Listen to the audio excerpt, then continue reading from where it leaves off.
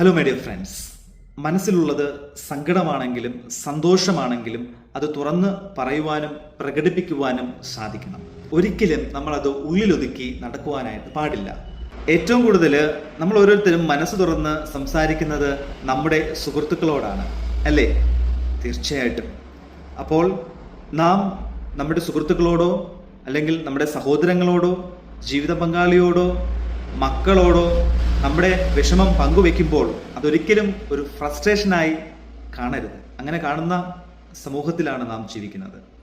നമ്മുടെ സങ്കടങ്ങളിൽ അല്ലെങ്കിൽ സന്തോഷം പങ്കുവെക്കുമ്പോൾ അത് റബ്ബിഷാണ് എന്ന് ചിന്തിക്കുന്ന സമൂഹവും ഇന്നുണ്ട്.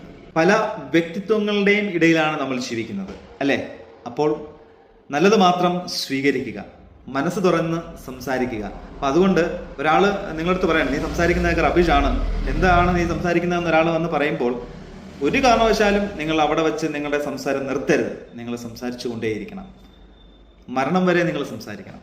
മനസ്സ് തുറന്ന് സംസാരിക്കുക. തീർച്ചയായിട്ടും നിങ്ങൾക്കതിൽ സന്തോഷം കണ്ടെത്തുവാനായിട്ട് സാധിക്കും. Thank you.